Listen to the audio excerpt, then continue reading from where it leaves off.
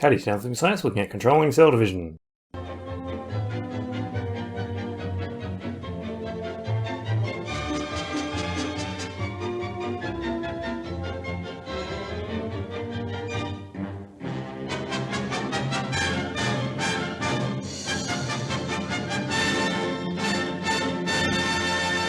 Thanks to Sam Moyle for producing this PowerPoint. So science understands we're going to go through. Cell division may be regulated by internal and external factors. Cell produces gene products that regulate cell cycle, describe the stages in the cell cycle, including the checkpoints, explain the hormones that may regulate cell division, and carcinogens upset normal controls of cell division by causing mutations in key regulatory genes. So we need to control cell division. Uncontrolled cell division is cancer. However, our cells divide all the time. We're replacing lost cells, we're growing, and also when we get injured, we need to do things like fill in gaps if we cut our skin, for example. We might have gone through differentiation before, but stem cells are cells that have the capability to differentiate into any type of cells, depending on how far along they are along their journey.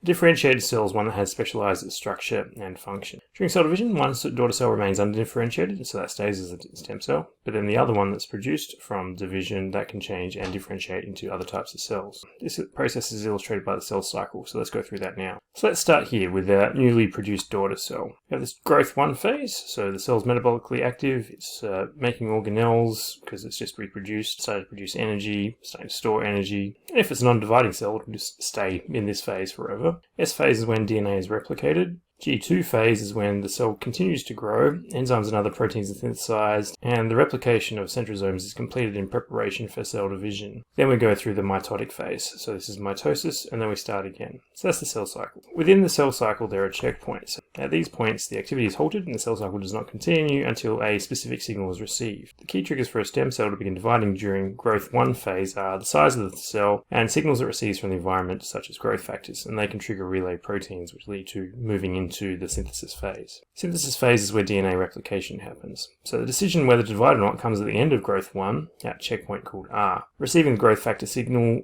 allows the cell to continue past checkpoint R, synthesize DNA, and then continue into G2. So let's have a look at those checkpoints. So we're starting here again, so we've got our cell that's produced from mitosis. So here's our G1 checkpoint. Let's check for cell size, there's enough nutrients in the cell, there's growth factors present, any DNA damage. If it doesn't pass that checkpoint, it'll just hang around and continue doing, metabolism, but it doesn't proceed through to DNA synthesis. So let's just restate that. So in the G1 phase, the cell's accumulating energy in the form of ATP, it's accumulating glucose and also oil droplets, which can all be used for energy. DNA replication has to be complete before the cell commits to nuclear division. So this is in the G2 section. DNA is only copied once per cycle. If you've got multiple copies of DNA, that would be a very bad thing. At the end of G1, we have restriction point R, and this is the point at which the cell decides to continue, and this is the G1 checkpoint. So I've talked about this. So this is point R here, the G1 checkpoint. There's our star going wee.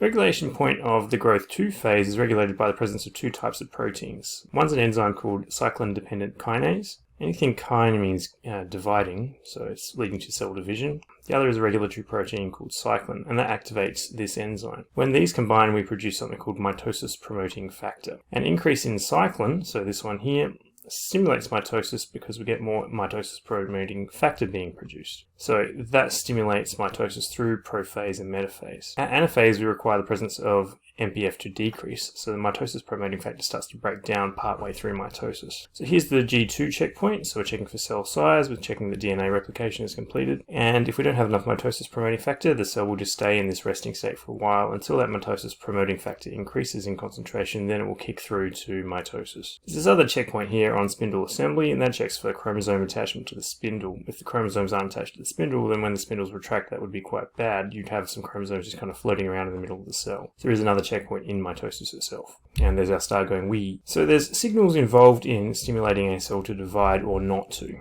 So physical signals such as cells touching each other, this can inhibit cell division because we don't want too many cells overgrowing each other and competing for resources.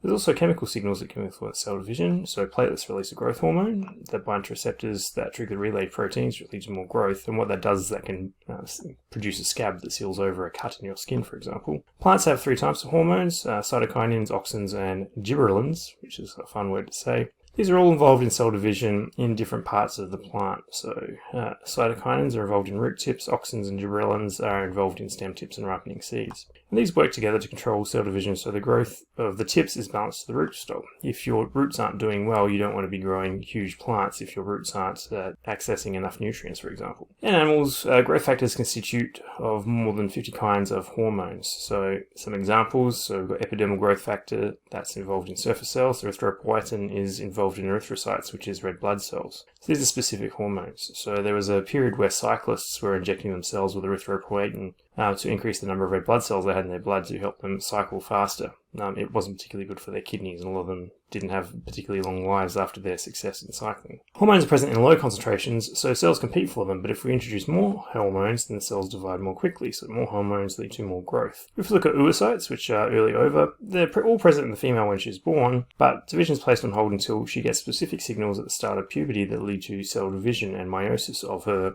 ova.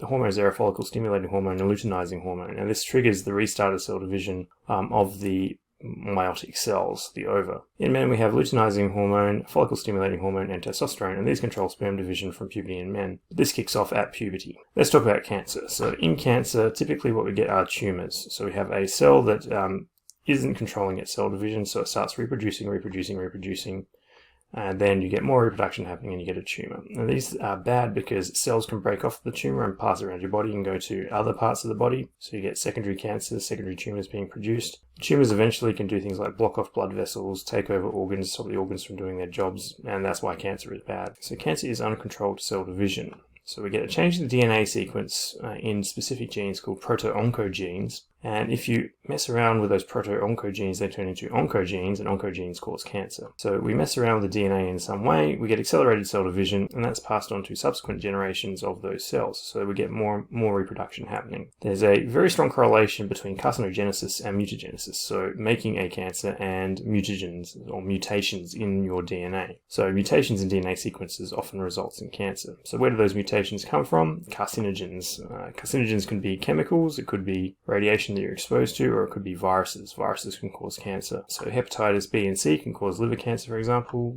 Human papillomavirus can lead to cervical cancer. Generally, an accumulation of changes is needed to initiate cancer. Your immune system is pretty good at picking up cells that aren't doing quite the right thing, but when we get cancer happening, it's when cells have snuck around the immune system in some way. Cancer cells also have abnormal cell cycles, so the checkpoints don't function. No growth factors are required to kick over from one checkpoint to the next, and in some cases, the cancers can produce their own growth factors. Chemotherapy is cancer treatment with chemicals, and those chemicals can interrupt the cell cycle. Generally, chemotherapy targets cells that are reproducing really quickly, and that leads to some of the unfortunate side effects of chemotherapy. So how do we get damage to those genes? Over here I've got some examples of things that could happen just looking at radiation. This could be caused by chemicals or viruses as well. So we could break a hydrogen bond, we could lose a base, we could change a base from one base to another, so an A to a T for example. Cross-linkages can break, protein cross-linkages come in, we can get a break in a single strand. So lots of things can happen to DNA. And over here we can see the effect of this. So here we have a proto-oncogene. If we get a mutation that might lead to, say, a promoter region being added to the proto-oncogene, we might produce a lot of growth-stimulating proteins, one of our factors that might promote mitosis, for example. This might be produced in large amounts because we've got a new promoter region being present. We might get some amplification happening. So if we have multiple copies of a gene that might code for the protein that stimulates growth, having multiple copies means we'll make more of the hormone than we normally would. We can also get mutations in genes. So we might get a mutation in a control element for this protein, and if that control element doesn't work anymore, then we're going to overstimulate. We're going to produce more of that protein than we normally would. Or we could get a mutation within the gene that produces a hyperactive or degradation-resistant protein. So rather than being broken down like it normally might, it might hang around for a long time. That leads to promoting of a lot of cell division. So these are some things that can happen to genes to lead to cancerous growth. So let's do our check. So cell division may be regulated by internal and external factors. The cell produces gene products that regulate cell cycle, describe the stages in the cell cycle, including the checkpoints, explain that hormones may regulate cell division, and carcinogens upset the normal controls of cell division by causing mutations in key regulatory genes. So Flip Science was to controlling cell division. This is Flip Science today. See ya.